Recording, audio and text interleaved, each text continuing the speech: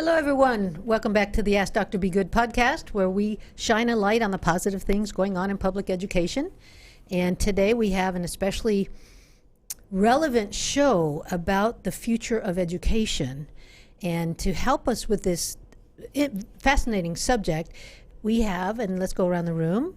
Sure. Hi, I'm Katrina Martinez. I'm a school development coach for New Tech Network. And why are you important to us, Ms. Katrina? I am actually Legacy's New Tech Network coach. We have an established partnership that we've had for the last 7 years, but I've also had the opportunity to work with Legacy in the past in a couple of different leadership opportunities. I have two founders in here with me. You were founding administrator in the Dallas I school? was, yeah, my glory days. That's right, the good old days. They'll never be the same. And then we have... I'm James Pacheco. I am a secondary science teacher on the Plano campus.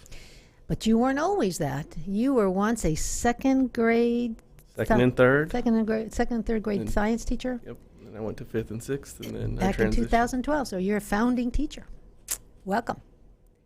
And I'm Nicole May. I am the kindergarten through 12th grade senior director at the Plano campus. all right. So now that we've introduced ourselves, let me chat about what triggered the need to talk about this today. The New Tech Network, like you said, Katrina, is an organization that we have been working with since our inception. Matter of fact, we wrote in the charter that we were going to be PBL, project-based learning, and we chose to go the New Tech way through PBL. We could have done others, Buck Institute and so forth, but the New Tech Network organization has more of a whole school and whole culture transformation model than just doing PBL in the classrooms. And so we were fortunate that the board approved our ability to go with the New Tech Network. They had about 112 or 115 schools back in 2012, and now they have how many? Over 200. Over 200. That's amazing. So this is not something that's going away. It's not trending down. It's still trending up. And probably after we talk a little bit more, we're going to hear more about why it's continuing to trend up.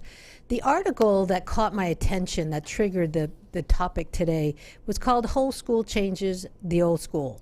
And it's transforming education today to better prepare students for tomorrow. And that's almost a cliche, that title. But when you go deep into the article, you learn things about why we need to transform schools such that we prepare kids for jobs that in some cases haven't been invented yet. Mm-hmm. And how are we going to do that? Well, what's caused the changes today? Well, the changes have been culture changes, technology changes, changes in business, have all created a need for a different type of worker. Unfortunately, when businesses go to their talent pool, which might be high school, might be higher ed, they're not finding what they need in that talent pool as far as skill sets. So Katrina, can you talk a little bit about the data that New Tech has been very diligent about gathering over the last 2 decades to tell us about what skill sets are needed for our kids to better prepare for their futures? Sure. As we mentioned previously, we have over 200 schools in our network, K through 12. We have about 20,000 graduates that we've seen over the course of our inception, and then we serve over 82,000 students, or we have. What has come from that data is we are actually graduating at a national rate 10% higher, at 94% compared to 84%, and that's in comparison to public schools as well as private schools. We're seeing an 83% college persistent rate. And we're also, can you talk about what that means, college persistence? Sure. So it's not enough to determine your data off of students just attending college. What we want to see is that students actually complete college and that they complete it successfully. So when we think about persistence, it's overcoming the challenges and persevering through the college approach. We've also seen 42% more growth in critical thinking skills, which is certainly relevant to what we're thinking about when we think about career and college readiness. So we don't shy away from the fact that most of our students, or many of our students, I should say, will not go directly into college. They'll choose a career path, but we want to make sure that whichever path that is, they're fully prepared. Can you talk about some of the things that are keeping schools from moving forward and becoming really the 21st century schools that New Tech has envisioned for its schools? The greatest apprehension is state accountability testing. I mean, that's really killing the opportunity for teachers to think creatively, for school districts to kind of think outside of the box and kind of move away from the norm. Unfortunately, we've seen over and over that that approach that we're doing to state accountability is not always the best for our students. It's not pulling out students' creativities and their abilities and thinking in different realms and in different ways. The second thing that is really kind of working against schools is them trying to think that they can dabble into an approach to school reform when it has to be a full commitment and there has to be a whole lot of energy placed around it. You know, it's ironic that I read that one of the obstacles to having schools move ahead is the drive to send kids to college. And that is that we're so focused on getting kids to college that we sort of feel that we're done when we get them in. But your data is showing something else, right? Your data is showing that we need to think beyond that. Sure. Think beyond the first couple years. So your data, I believe, and I keep up with your, you guys send us data every year on the successes of the graduates. 80% stay are still there the second year? Yes. And about that's 83%. huge. Mm-hmm. And in comparison to other schools, do you have that? Is I that don't in 60 front of me. 78%. Okay. Mm-hmm. So already New Tech schools, with the way that you're training us to train our teachers to work with our students, it's causing the students to stay in school longer. Yes, it's better preparing them. It's equipping them with the skills. You want to think about the New Tech partnership in two different shifts. So the one requires a cultural shift. So having adults and students in the mindset where learning can take different approaches. I want to be clear in saying that New Tech promotes a different way of learning, not necessarily a different way of teaching, because it is about the learning experiences for students. And the second shift is the instructional shift that has to happen, which allows students to take more ownership over their learning, really allow them to guide themselves, doing quite a bit of self-assessment, and also thinking about some of the skills required to perform in college and career. So if you were queen of the public education world, what would a perfect 21st century school look like and feel like and be like? Oh, loaded question. I don't know that we have enough time for that one. But we're really thinking about student-directed learning.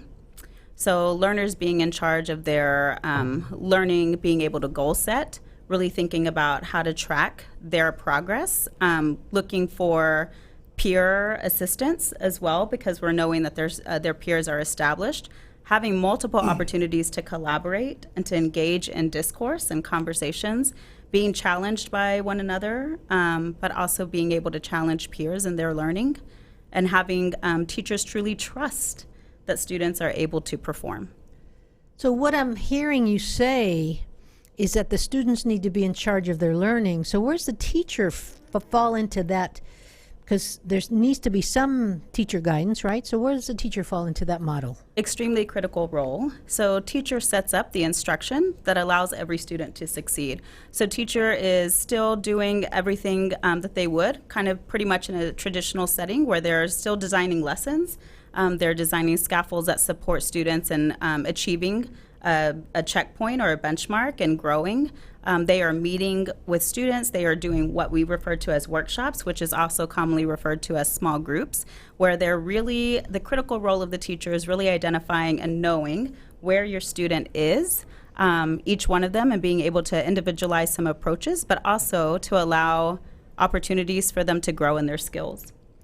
So we have, and what about the director role, by the way? The director of schools. What role does that person have?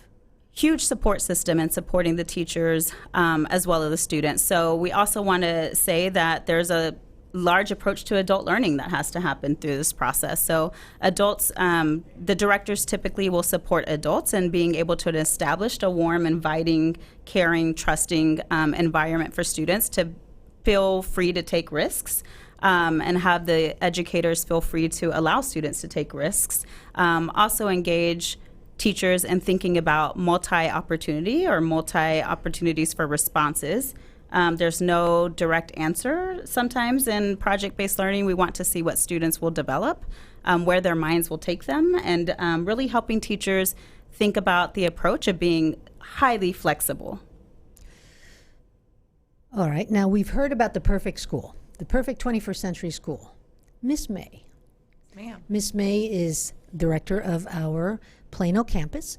So talk a little bit about what you all have already put in place that is starting to approach that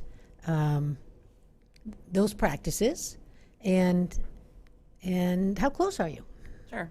Well, it's always a learning continuum, and we're always moving forward, and we're never really ever going to reach the perfect goal, because that's something that we don't ever get to. We're going to always continue to push forward, ahead, and further, and make ourselves better in every way.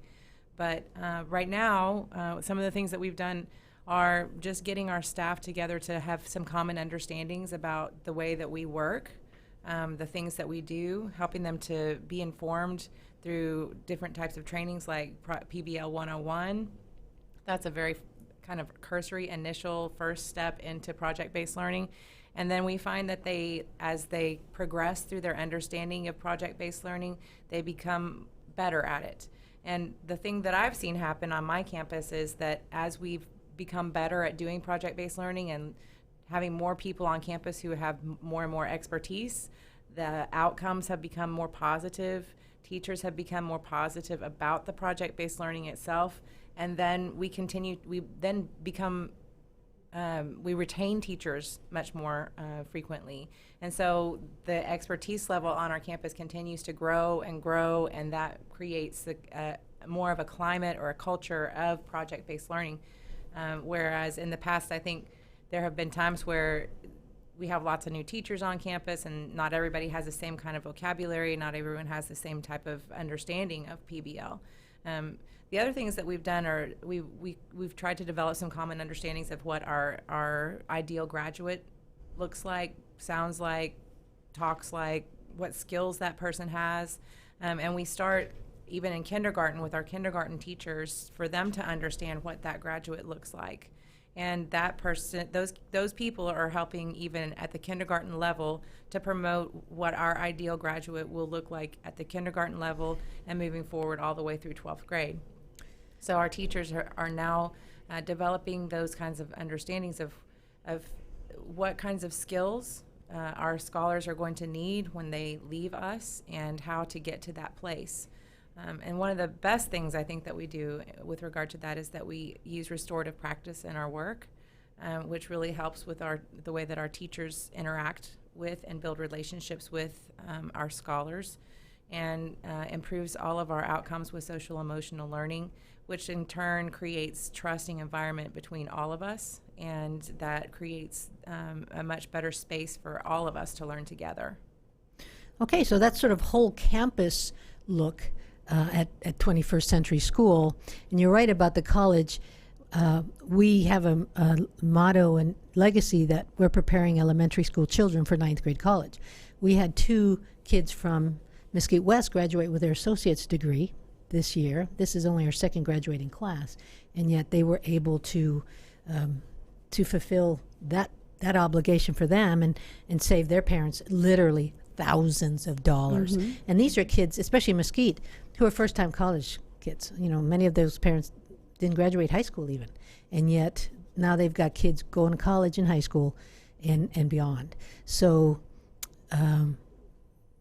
that is very much a 21st century practice of being able to graduate with their associates. So now, Mr. Pacheco, you've heard sort of an overview from New Tech. You've heard an overview at the campus level. What does that look like in a PBL classroom? So the classroom looks a little bit different. We don't have desks in rows. There are no individual desks. We have tables where kids are working in groups. The vocabulary is a little bit different. I'm still teaching, but I'm more of a facilitator in this role. You hear words such as driving question, entry events, entry documents, culminating events, also contracts, which I think is a big deal. Can you talk about learning outcomes for me? So we follow school-wide learning outcomes. There is agency, which is growth mindset, knowledge and thinking, oral communication, written communication, and collaboration. And those, you're naming off the soft skills of the workplace. Right. And so you're teaching workplace skills already? Yes, it's no longer just what you know about a certain subject. It's working with other people and being responsible for your own self. Matter of fact, this might be a good time to put up the graphic organizer that we have about the declining skills. One of the things that New Tech has been very good about showing us is that we have some very interesting declining skills that many of our parents would almost protest, right? Would almost protest. Manual dexterity, memory, verbal, auditory, and spatial abilities. These are declining skills. Management of financial materials resource. Now, why would that be a declining skill? Because it's all automated now. Technology installation and maintenance, reading, writing, math, and active listening. Let's take a second. Why would reading, writing, math, and active listening be on the declining skills list? In a perfect project, what have we done? We've embedded all of that content in the actual project. You're exactly right. We've made it relevant to the problem that needs to be solved. So if they have to know a little bit of math to solve that problem, then they go get that math. And so they're more apt to understand the math because of the need to know it versus having a math class in isolation. That's going to be difficult for our parents to embrace their minds around. So, and it needs to start with us at the campus and classroom level to start being able to explain these things, first of all, to our peers. You have some teachers who are going to have trouble with this. Mm-hmm. What? I'm a math teacher. I'm going to die a math teacher. Well, not here.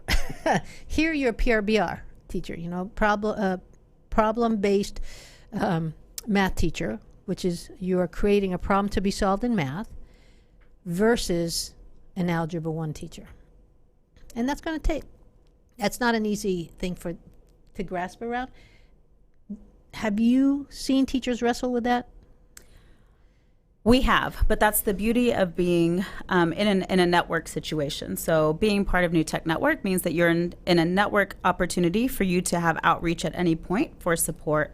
We also have a really robust math department, math-focused PRBL department that has been hard at work creating workshops that support our teachers. And so just as we would support students in the classroom to engage in concepts and do learning that is not currently learning to them, that's the same thing we do for teachers. Once teachers get the grasp of project-based learning and problem-based learning and realize how closely related it is to project-based learning, although it just happens on kind of a week or two cycle, they really embrace it. I mean, they see their students come alive. They see application of skills happening in different ways and under a real-world contextual problem. And I know you've heard it. I've heard it. I heard it on the New Tech bus one of the first summers I went to NTAC, and that was that they'd only done PBL for a year, but they could never go back. They could never do anything else. Another common phrase, it's one of the hardest things that they will ever do, but they will never return to traditional classroom.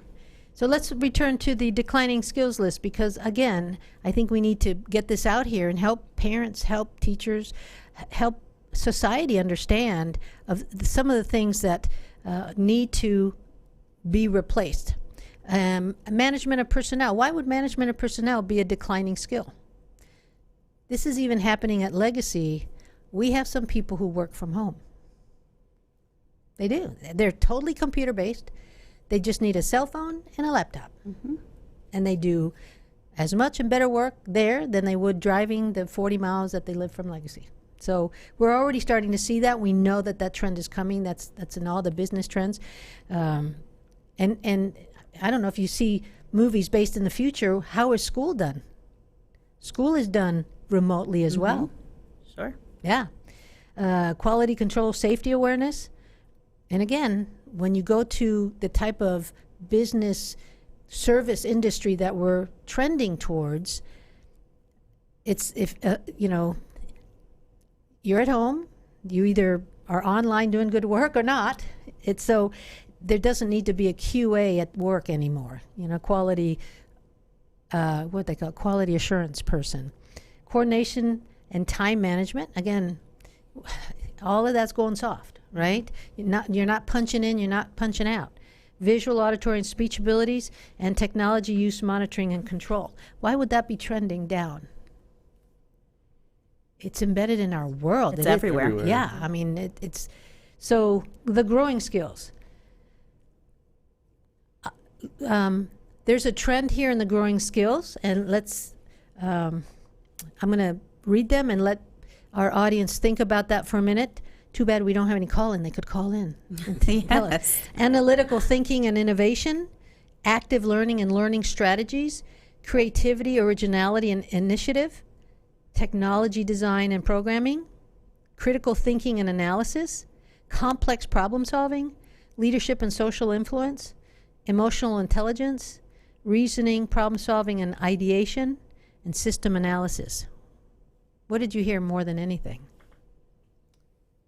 Higher order thinking skills. Yeah, you got that. It's all cognitive. We need to be able to have kids be able to problem solve the solution to something that couldn't have been taught in school because it wasn't around back then. And that's one of the things that we at the campus level have got to start helping our teachers with, to help them embrace that, especially our older teachers who have been veteran teachers. They're used to teaching out of the textbook. They're not bad teachers. They just need to move forward with the understanding that they can't keep doing those particular practices. All right, so now we've talked about our skills. Let's talk about social emotional intelligence, because that's huge in here. And that's something that's been coming up recently, but it's kept under the counselors. And so let's think bigger picture. I know that this year NTAC will be around social emotional works. Can you talk a little bit about that and how that has suddenly become important for all teachers and not just the counselors? Sure. We're all really familiar with the term achievement gap. We know how that kind of has been referenced to over the years, but what New Tech is doing is actually looking at the opportunity gap. So we're noticing that students aren't receiving the same opportunities across the board as they should be. When we think about the opportunity gap, we want to think about it in two ways. One is directly related to content and achievement, and thinking about contextually what they're being exposed to and asked to do, and to be able to kind of extend their skills. But the second one is actually the culture gap in terms of students really feeling like they're in a safe, inclusive environment that's inviting, as I mentioned earlier, for risk-taking and challenging to happen and vulnerability to happen. And so that no longer lives in the counselor's office. In order for opportunities for project-based learning to flourish in any school, it has to be the responsibility from the director to the custodian. What some staff don't realize is that project-based learning for kids is forcing students to take risks. You're asking them to work in a different way than maybe at their other school if they came to us later. You're asking them to come to conclusions, sometimes compromise conclusions with their group, and then you're asking them to get up in front of people and present. A lot of risk-taking is involved. And I know at our schools, we have some high socioeconomic numbers. And so anytime you have kids who come from poverty, there's obstacles and challenges that must be overcome before they're ready to take those risks. Yes, and we would even encourage some brain research around that. We have gotten heavily into the culturally responsive brain and teaching by Zaretta Hammond, which exposes us to how the amygdala reacts to the sense of kind kind of threat by students, and notices that the students, they kind of shut down after 20 minutes, but there's a 3-hour hangover that happens for them in that process. We also want to recognize that trust does not only happen between student and teacher, but also student and student, right? And so if there's some type of threat that they're feeling or experiencing by a peer, we have to intervene into that and be really strategic in creating a trusting environment. So that's why PBL is so wonderful. We're helping scholars work together in a group. They have to overcome anything that they had issues with each other. We're then asking them to work together to have a quality solution to their project and take risks. That's huge. So can you talk a little bit about the social emotional work that you will be bringing us and our staff, so that we can better prepare our staff for that? So that work will be post-INTAC. So our entire national conference runs in July. We have a guest speaker who will be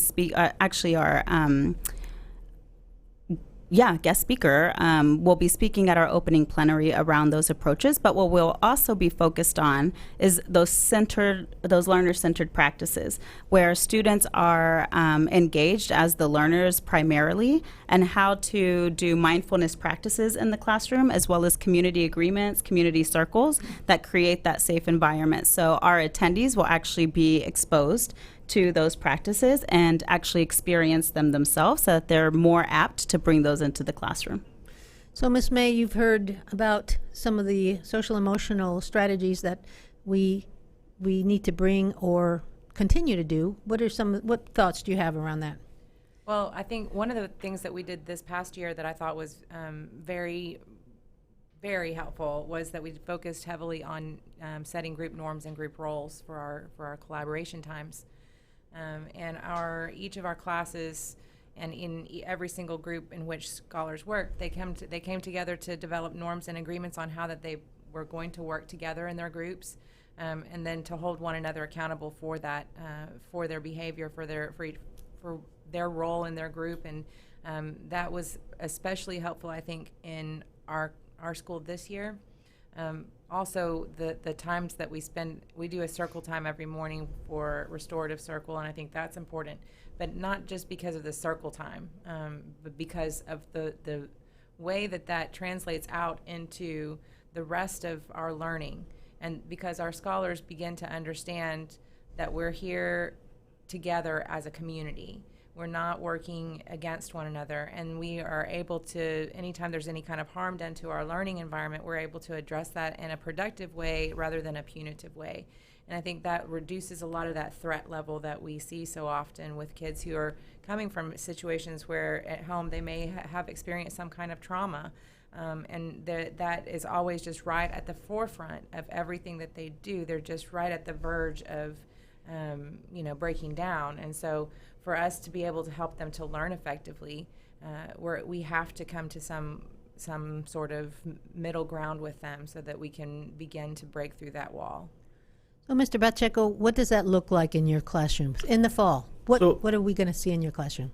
At first, you see kids kind of nervous, but being in a group setting allows everyone to have a voice.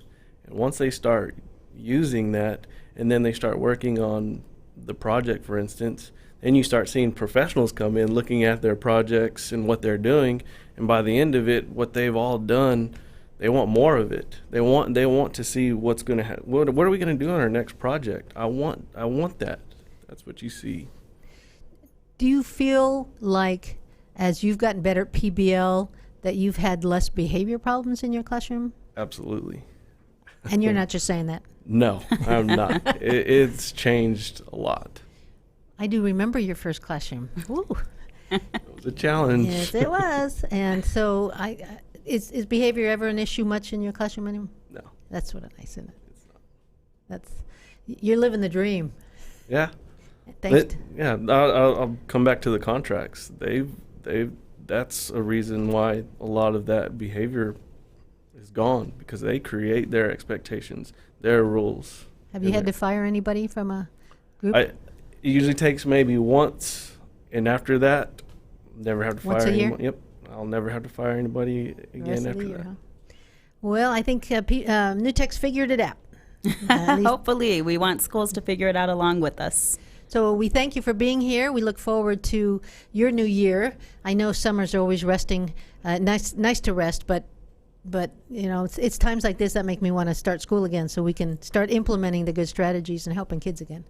So we thank you for being here. Thank you, Ms. Martinez, Mr. Pacheco, Ms. May, for taking time out of your busy summer schedule. Summer can be just as busy as the school year to prepare for the new year. So thank you for that, and we'll see you all next week.